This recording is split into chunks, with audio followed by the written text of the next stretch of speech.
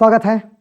आइए आज आप लोगों को हम दो रचनाकारों की महत्वपूर्ण रचनाएं जो कि संपूर्ण व्यवस्थित और कविता के माध्यम से एक दो बार देखने में याद हो जाने वाली है।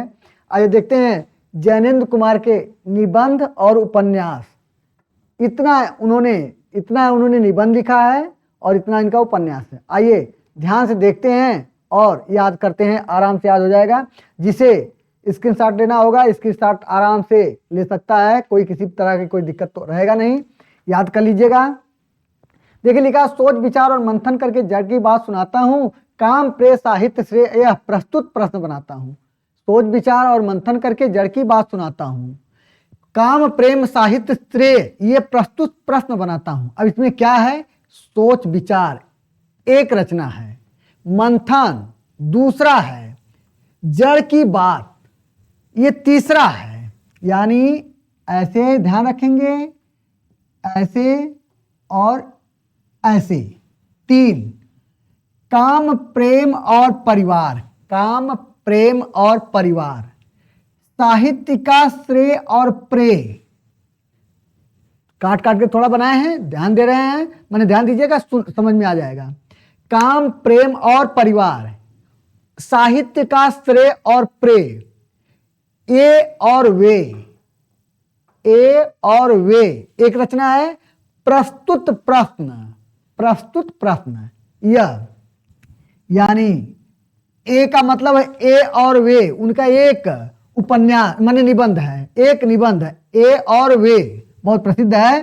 तो ए लिखने से तात्पर्य जानेंगे, ए और वे बना लेंगे, ध्यान देंगे।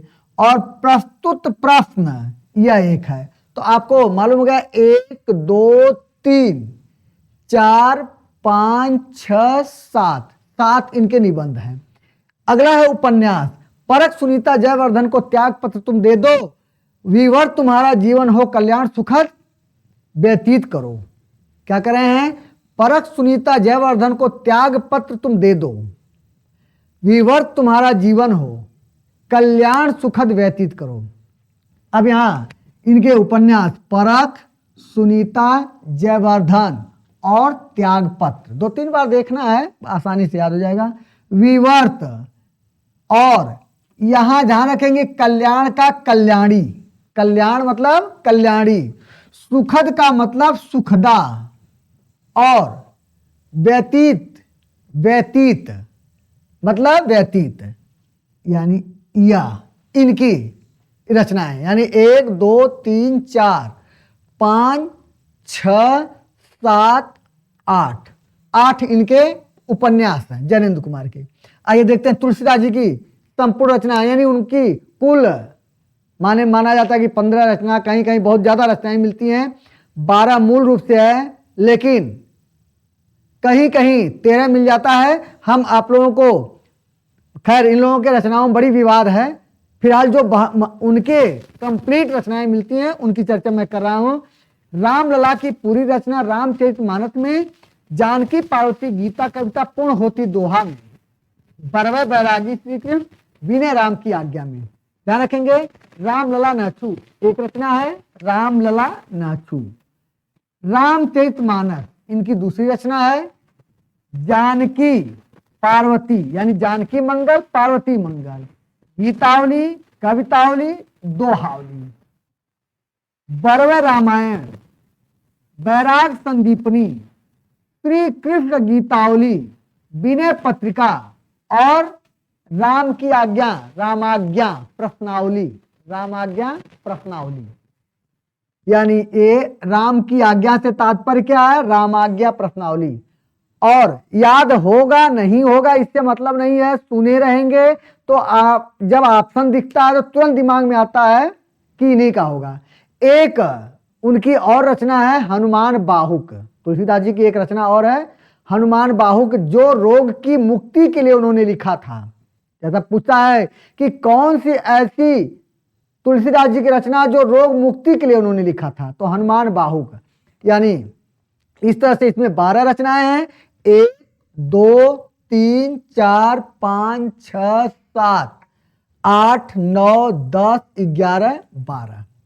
इनकी विनय पत्रिका और कवितावली, कविता मतलब कवितावली, ये दोनों रचना इनकी ब्रज में है, बाकी सभी अवधि में है। इतना जानकारी मैंने आपको दिया। क्या? विनय पत्रिका और कवितावली।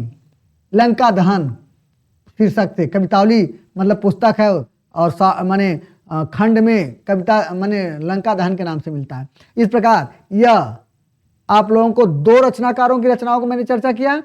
इसके अलावा अर्थछाप के कवि को सुने रहिएगा, ध्यान रखिएगा, मैंने लिखा नहीं हूं, ध्यान से सुनिएगा, याद हो जाएगा।